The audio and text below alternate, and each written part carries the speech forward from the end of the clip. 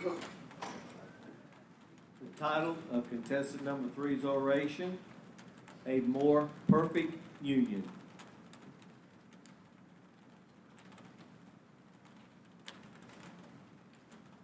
It was August of 1963. A young preacher from Atlanta had made his way to Washington, D.C. to make a speech of his life. He said, "I have a dream." These words shook the foundation of our nation. I too have a dream.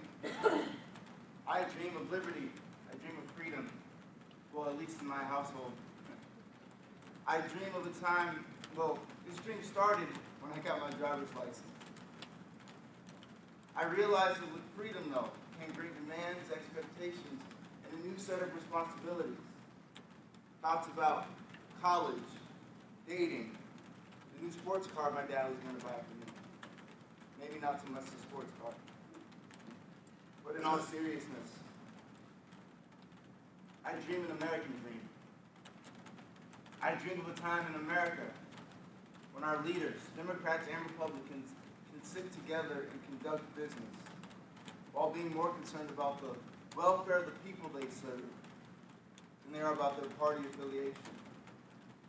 I dream of a time in America when it is the goal of every single politician not only to address the needs of the fat cats or elites in Washington, but to discover and address the goals of the common people. I dream of a time in America when we as a people are more committed to building a more perfect union than we are to disrespecting the office of the president, because the man that holds that office is different. Have we forgotten or ignored the very first and most important words of the U.S. Constitution? We, the people of the United States, in order to form a more perfect union. But what does that mean? A more perfect union? Well, it does not mean that we as Americans are perfect, because we're not. It does not mean that Americans should settle for the status quo, because we shouldn't. It does not mean that a select group of Americans should reap the benefits of this great country while the majority struggles to make ends meet, because quite frankly, that's wrong. A more perfect union means we as a nation will continue to strive to improve life conditions for every single American. It means we will be committed to building a more perfect union. Why? Simply because of the phrase, we the people. We the people. We the people have been granted with the right to vote. And through the power of the vote, we can achieve the goal of creating a more perfect union. The real glory, yet disturbing challenge our nation faces, is the epic struggle to close the gap between the ideas of our remarkable Constitution and the painful reality of American life. Sad to say, it's almost as if we've given up on building a more perfect union. In March of 2008, then Senator Barack Obama made a speech regarding the issues of race in America. And he said, and I quote, "The fact is, the comments that have been made by Jeremiah Wright and the issues that have surfaced over the last few weeks reflect the complexities of race in America that we've never really worked through. It's a small part of our union that we have yet to perfect. And if we simply walk away now and retreat back into our respective corners, we will never be able to solve larger issues like education or health care, or the needs to find good jobs for every single American." When the Constitution was signed in 1787, only 10 to 16% of the population had a say in the vote, and that was only white male property owners. Today, because of the phrase government of the people, by the people, and for the people, all citizens, black, white, men, women, Latinos, Asians, and all citizens of the United States over the age of 18 have been granted with the right to vote. However, Americans lag far behind the rest of the world when it comes to exercising our right to vote.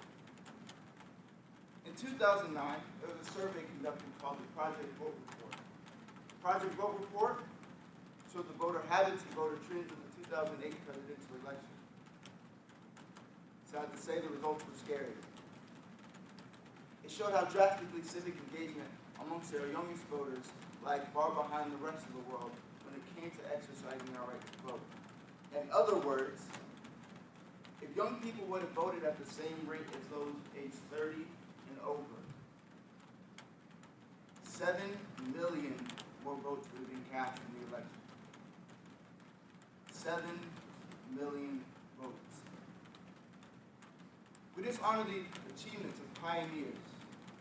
Pioneers like Abraham Lincoln, Susan B. Anthony, Frederick Douglass, Martin Luther King, and others when we failed to exercise our right to vote.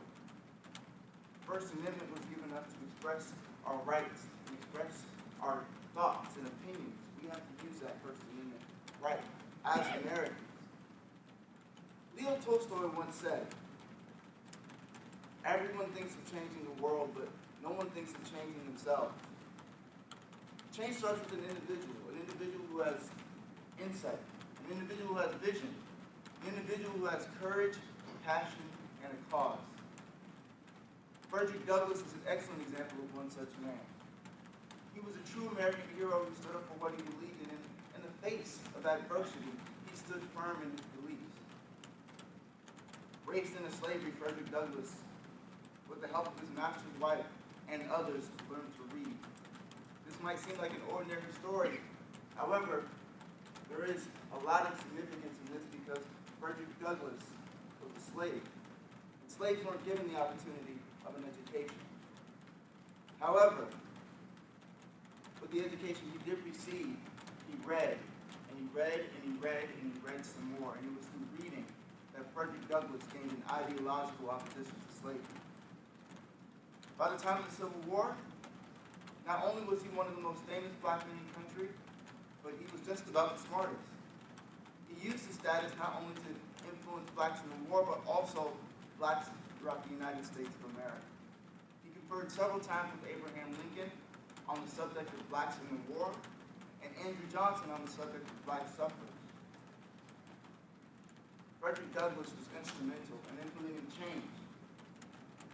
When in 1865, he influenced President Abraham Lincoln to sign the Emancipation Proclamation, which freed all slaves in the South. Also under his influence, he influenced the passing of the 13th Amendment, which ensured that slavery would never again resurface in the United States of America. Susan B. Anthony is another example of a true American hero. Under her influence, she helped pass the 19th Amendment, which is the right for all women to have a say in our government. She was a longtime friend of Frederick Douglass, who was the driving force of the women's suffrage movement.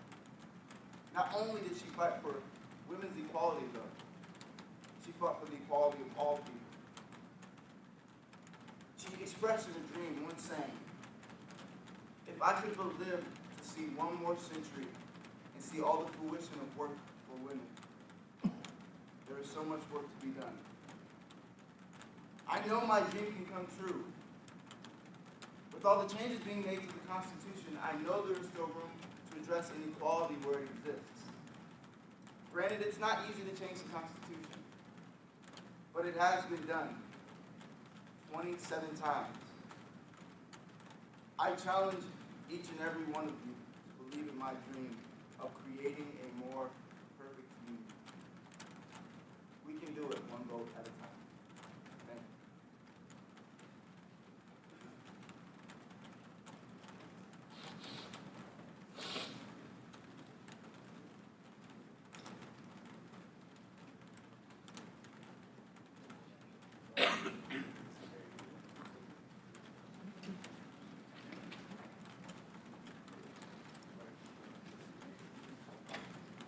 Time for contestant number 3, 9 minutes, 15 seconds, no penalty.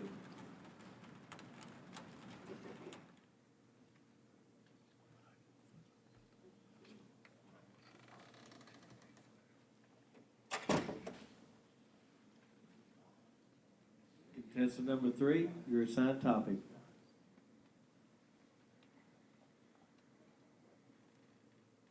I think America is the greatest country on the planet. Why can I say that? First Amendment. May that be true or not, I can still say it because of the First Amendment. The First Amendment prohibits Congress from making any law that prohibits us as Americans from the right of free speech, freedom of the press, freedom to petition the government, freedom of religion. That's it.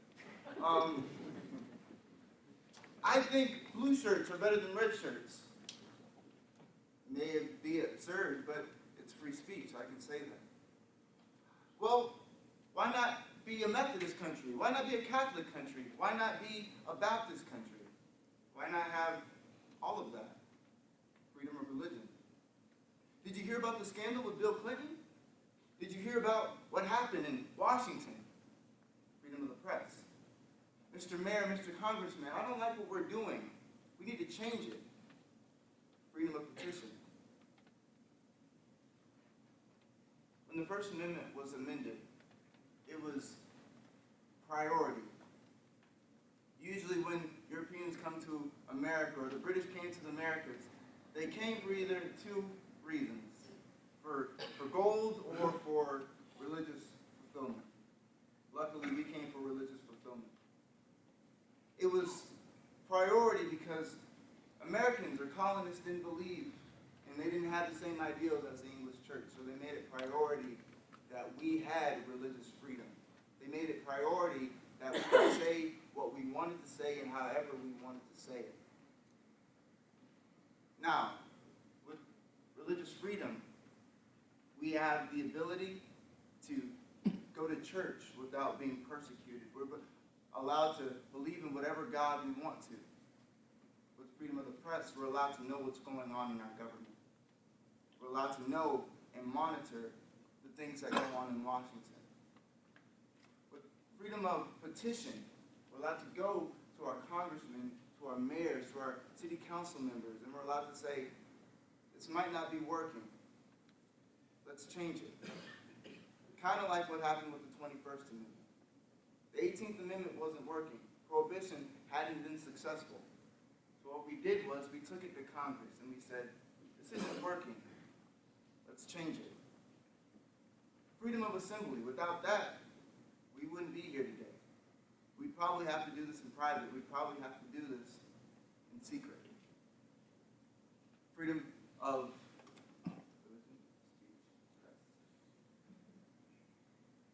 nevertheless, our veterans and our soldiers make this country the home of the brave and the land of the free. Our First Amendment gives us the opportunity to say how we want to say, what we want to say. This is the significance of the First Amendment. Thank you.